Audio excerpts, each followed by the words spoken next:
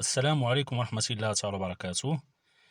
إخواني وأخواتي، الطلبة والطالبات المقبلون على خوض غمار الكلية إن شاء الله في الأس 1 لشعبة العلوم الاقتصادية.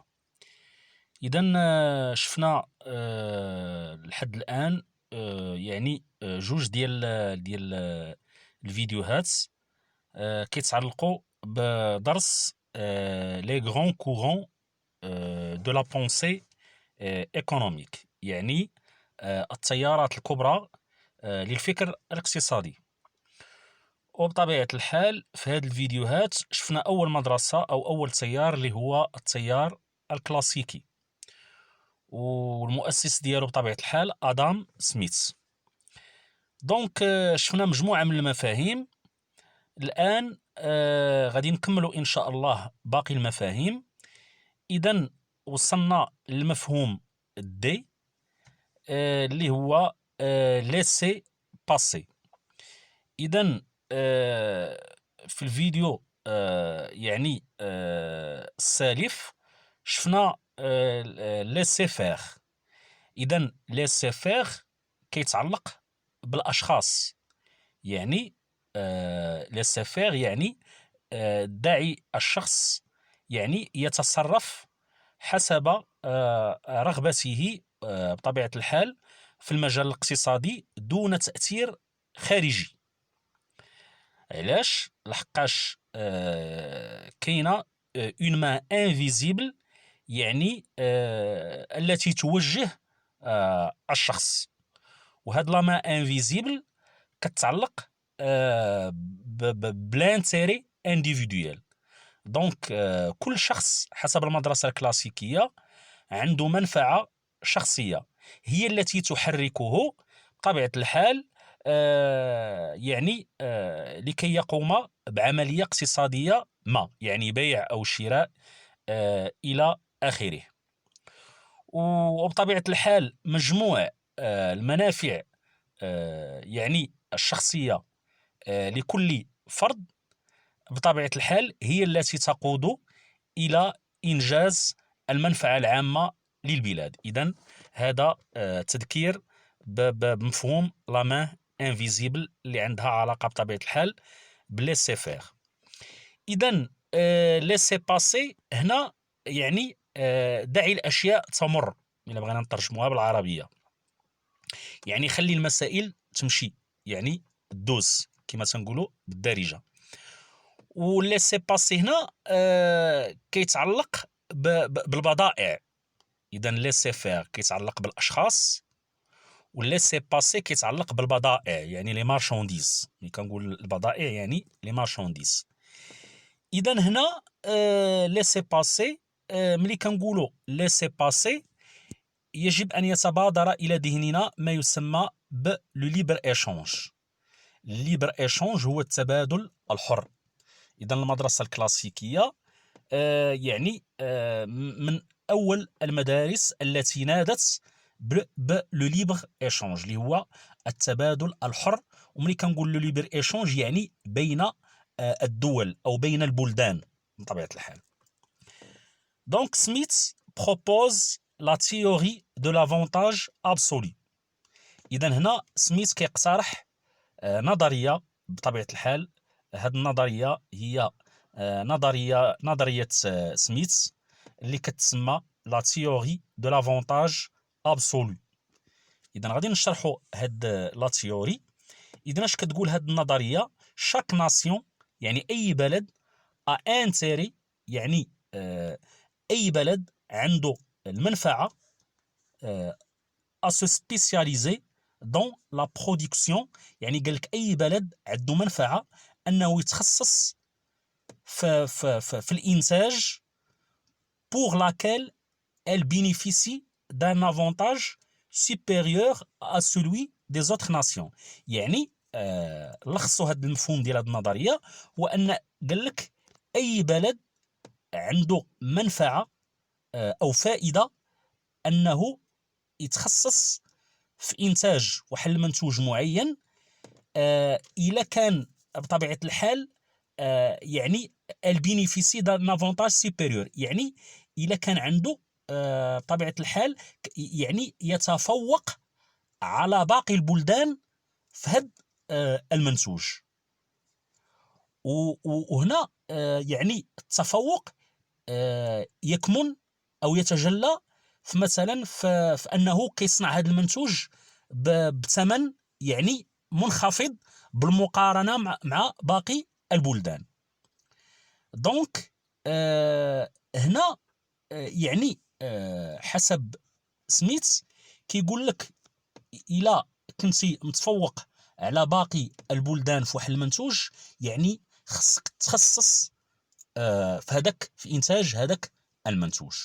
يعني هذيك لا ناسيون دوا سو سبيسياليزي يعني في لا برودكسيون ديال هذاك المنتوج. سولون لوي يعني حسب سميث si un pays étranger peut nous fournir une marchandise à meilleur marché que nous ne sommes en état de l'établir nous-mêmes, il vaut mieux que nous la lui achetons avec quelques parties des produits de notre propre industrie employée. هنا قال لك يعني بالدارجه اللي بغينا نشرحو سي ان بيي اترونجي، يعني قال لك الا واحد البلد بطبيعه الحال اترونجي يعني واحد البلد بطبيعه الحال اللي غندخلوا معاه في التبادل الحر، يعني في تجاره، في كوميرس اكستيريور، يعني في تجاره خارجيه. بو نو فورنير يعني هاد البلد الا كان يقدر يعطينا اون مارشانديز واحد البضاعه ا ميور مارشي يعني بواحد الثمن اللي احسن من هذاك الثمن الا حنا قمنا بالصنع ديال هذاك المنتوج. يعني كنديروا مقارنه، الا صنعنا هذاك المنتوج غيطلع لينا بواحد الثمن، وهذاك الثمن كيكون اكثر من الثمن باش صنعاته او باش صنعوا بلد اخر. اذا هنا سميث كيقول لك اودي راه هاد البلد عنده منفعه انه يستورد هذيك المارشانديز، هذيك البضاعه، عوض ما يصنعها هو، لان الا صنعها غتطلع عليه غاليه بطبيعه الحال. دونك هاد الهضره اللي قلت حنا غنقراوها هنا il vaut mieux، قالك من الاحسن que nous la lui achetons، يعني هنا que nous لا هذيك لا كتعود بطبيعه الحال على يعني لا مارشانديز، وبطبيعه الحال لوي هنا كتعود على هذاك البلد اللي غادي نشريو من عنده. بمعنى يعني الجمله الاصل ديالها il vaut mieux que nous achetons cette marchandise à ce pays بطبيعه الحال avec quelques parties des produits de notre propre industrie employée. اذا هنا قال لك بطبيعه الحال ان هذاك البلد من الاحسن يشري هذاك المنتوج او هذيك البضاعه من عند بلد اخر، والموارد باش غادي يشري هذاك المنتوج هو الموارد اللي تتجي من الصناعه ديالو، لان هذاك البلد حتى هو غيكون متخصص في منتوج يحسنه بالمقارنه مع باقي الدول. والموارد يعني الفلوس اللي غتجي من هذاك المنتوج اللي كيصنع يعني احسن من باقي البلدان، هو باش غادي يشري منتوجات اخرى بطبيعه الحال اللي بلدان اخرى تتفوق عليه. dans le genre avec lequel nous avons quelques avantages. اذا هذه هي الهضره اللي قلت. pour Smith ces deux pays ont intérêt à échanger. هنا قال لك بالنسبه لسميث يعني بلدين يعني راه عندهم بطبيعه الحال منفعه انهم يدخلوا في تبادل بطبيعه الحال. s'ils disposent tous les deux d'avantages absolus. الى هاد البلدين عندهم منفعه يديروا تبادل الى بجوج كيتوفروا على ان افونتاج ابسولي. ملي كنقول ان افونتاج ابسولي يعني كل واحد فيهم يحسن منتوج معين. اذا هاد البلدين عندهم منفعه انهم يدخلوا في تبادل. يعني البلد الاول غادي يعطي البلد الثاني المنتوج مثلا اكس الذي يتفوق فيه على البلد الاخر، وهذا البلد يعني عنده المنفعه انه يستورد مثلا المنتوج إيكغ من عند هذا البلد الاول بطبيعه الحال. دون سو كا لور برودكتيفيتي، يعني قال لك في هذه الحاله المردوديه ديال هاد البلدين بور لا برودكسيون دين مارشانديز، بالنسبه للانتاج ديال واحد البضاعه او منتوج اي سوبيريور ا سيل دي زوتر بيي. وهنا هنا يعني سميث كيسطر على واحد الفكره مهمه، هي وان هاد البلدين اللي غيدخلوا في تبادل مع بعضياتهم يعني بطبيعه الحال يعني البلد الاول غيعطي المنتوج اكس والبلد إيكغ غادي يعطي المنتوج إيكغ. يعني هاد البلدين راه عندهم ان افونتاج ابسولي بالمقارنه مع جميع البلدان. يعني بعباره اخرى، يعني البلد الاول راه يتفوق في صناعه المنتوج اكس بالمقارنه مع جميع الدول او جميع البلدان، والبلد الثاني يتفوق على يعني جميع البلدان في صناعه المنتوج إيكغ. chaque pays هنا قال لك se spécialise dans la production des biens pour lesquels il dispose des coûts de production les plus faibles. اذا كما قلت لكم في البدايه ان هنا قال لك كل بلد se spécialise يعني غادي يتخصص دون لا برودكسيون في انتاج لي بيان هنا كنقصدوا بهم، كتلاحظوا دي بيان راه افيك اس، تقدر هذا المفهوم تشوفوه اول مره وغيجيكم غريب. دي بيان لي بيان هما المنتوجات، هما البضائع هنا كنقصدوا بها. اذا قال لك هنا الدوله غادي تخصص دون لا برودكسيون في انتاج